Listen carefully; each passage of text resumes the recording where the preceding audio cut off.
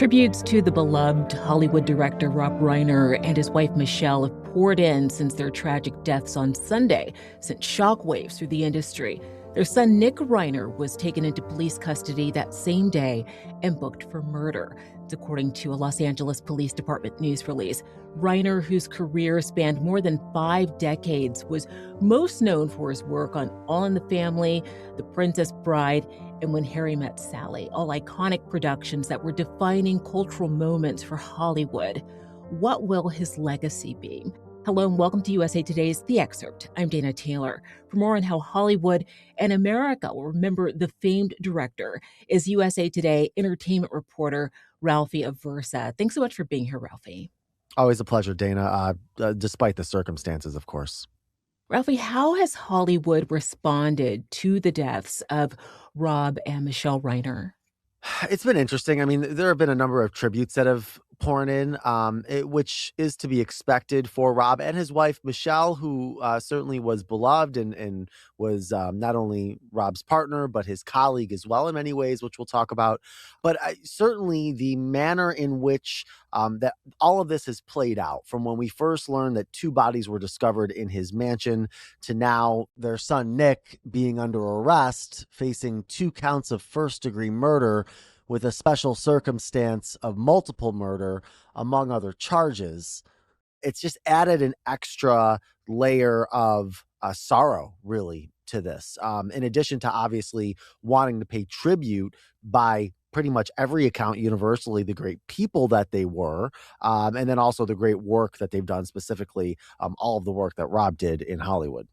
We do want to talk about their work. There were actors who had career-defining roles in some of his films. There was Meg Ryan in When Harry Met Sally, Jack Nicholson in A Few Good Men, Kathy Bates in Misery. What strikes me about those movies, though, and those roles is how different they all were. Can you share your thoughts on how Rob Reiner influenced multiple genres in film?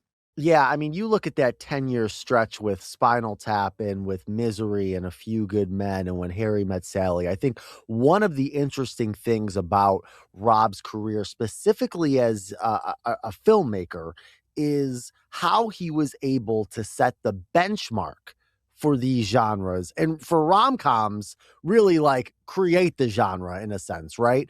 Or certainly redefine it. And again, you go to mockumentaries with Spinal Tap, When Harry Met Sally for rom-coms. You talk about the Stephen King adaptations with Stand By Me, and then of course Misery as well. The procedural, the military courtroom drama with A Few Good Men. One of my personal favorites, I'll be honest, An American President, Michael Douglas, so good.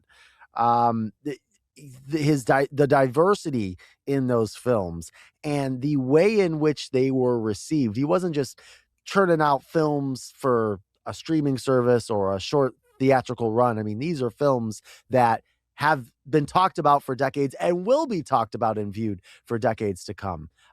Really, really fascinating. Of course, not all great film directors began their careers as actors, but Rob Reiner did as Meathead in the classic television show All in the Family. The chemistry of that cast is legendary. Tell me more about his role and how you think it may have influenced his work as a director.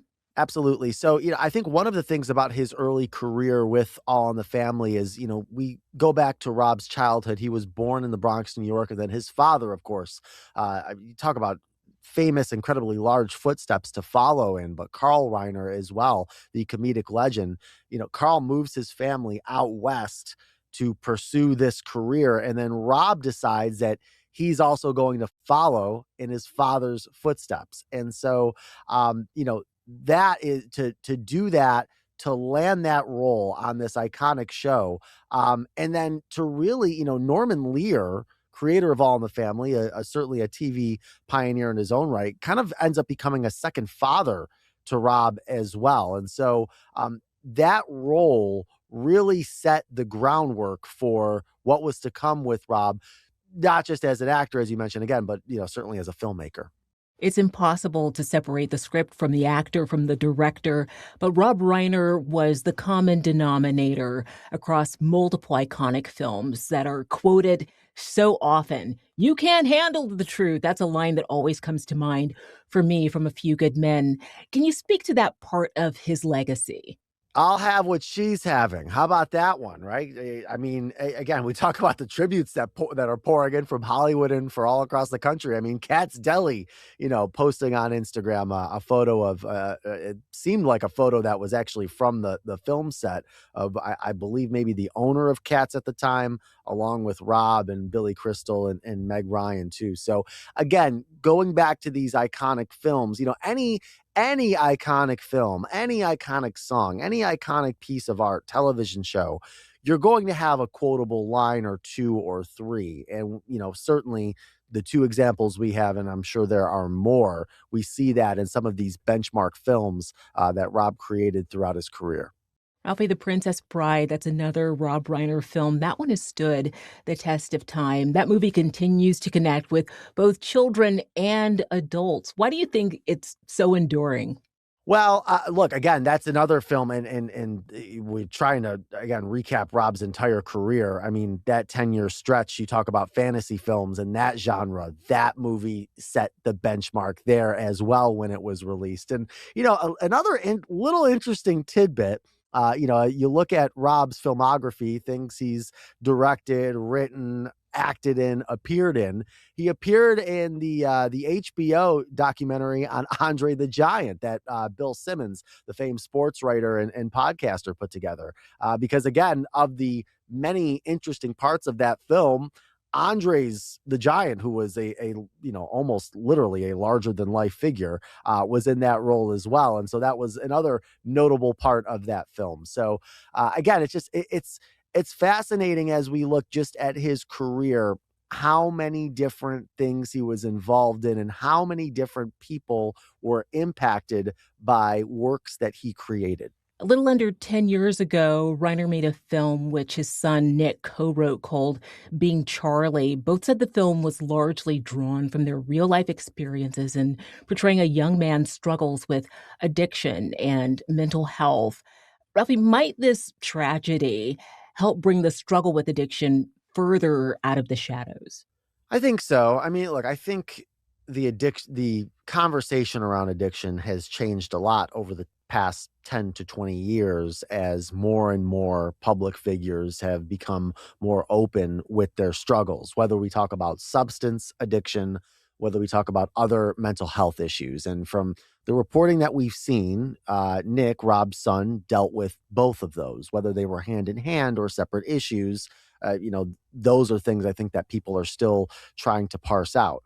I do think when you put out a body of work like Being Charlie, and then you have the father and son do, a somewhat limited press run where they're talking about not just the film, but the way in which they learn things about each other and the way they work together on set. I was thinking of an interview that they did for AOL Build, which is now defunct, but the two of them, Rob and Nick, talking about Being Charlie, and Rob admitting that he learned things about Nick and about his perspective when it came to addiction that as a father he didn't realize until they worked together on that film. And so again, they're selling a film when you do a press run like that, but it did seem like it brought them, at least at that time, closer together.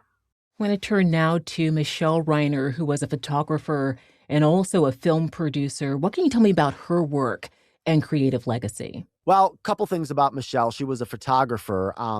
Quite ironically, she photographed Donald Trump for The Art of the Deal. Now, it's ironic because both her and Rob worked on a number of social justice and democratic issues. Of course, Rob was a frequent critic of the current president. But Michele and Rob met on the set of When Harry Met Sally. And as the story goes, they met on set, they began to fall in love. And how much did it influence Rob? He actually changed the ending of When Harry Met Sally so that the two lead characters ended up together and falling in love because that mirrored his actual life. What a beautiful tribute that is, in addition to, of course, the incredible legacy that movie overall has, specifically in the rom-com drama. But Michele, again, as we shift back to her professional work, she did work with Rob and was the co-president of Castle Rock Entertainment.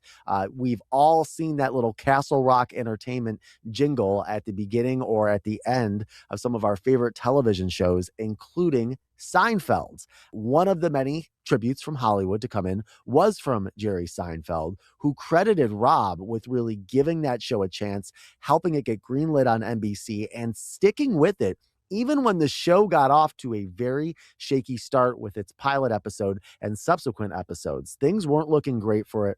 Rob still felt that they had something, and well, I'd say Rob was right. Ralphie, as you mentioned, Rob and Michelle both were also well known for their advocacy in political circles. Michelle Obama was a guest on Jimmy Kimmel Live Monday night and shared that she and Barack were supposed to see them Sunday night. What can you tell me about his influence politically?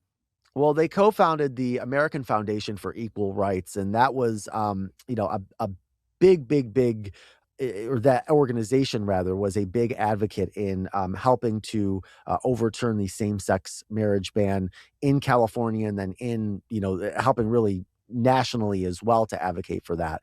One of the photos that we see so often that a number of news outlets, including ours, USA Today, using of Rob and Michelle is from the, I believe, Human Rights Campaign, the HRC Gala. I think one of the more recent ones over the past year or two. And so again, the two of them were very outspoken about their beliefs. They have been characterized by many people as two people who really cared about their country. And, I will say, of course, obviously they cared about democratic causes. And so we will hear people on the Democratic side of the aisle, sing their praises and pay tribute to them. One at least conservative actor that did that was James Woods, who had worked with Rob as well. And he said that, despite their political differences, Rob never held it against James. They always got along, and certainly they worked well together on set as well. So, this was a guy who, yes, was, very dedicated to his beliefs, dedicated to trying to make the country a better place, but also didn't let that get in the way of civility, which is something that, at least in our discourse, seems kind of rare these days. Hollywood and the world are grappling with the deeply disturbing ending of both of their lives and just a devastating family tragedy. Our conversation today, though, is centered on the body of work that remains with us. What are your closing thoughts here, Ralphie? Well, again, we go from All in the Family to writing the pilot episode for Happy Days. We saw that part of that tribute from Ron Howard when he spoke out on social media about the death of Rob and the death of Michelle as well, of course. And then you look at the work that Rob and Michelle did together from When Harry Met Sally until their untimely passing. And so it's work that will endure. And it's, I will say, maybe the one thing that is, in addition to the circumstances, certainly, just looking at his body of work, he never received an Oscar, and it didn't really feel like he received the kind of recognition that somebody with that body of work would receive. Certainly from a financial standpoint, of course, he did very well for himself. And again, he did receive a number of accolades throughout his career also. But it'll be interesting as we move into the top of the year and into awards season, how these various award shows, starting with the Golden Globes on January 11th, will pay tribute to Rob. And again, the fact that his work is so beloved, it'll certainly, keep his memory alive for many generations to come. Ralphie Aversa is a USA Today entertainment reporter. Thank you so much, Ralphie, for being on The Excerpt. Dana, thank you. Thanks for watching. I'm Dana Taylor. I'll see you next time.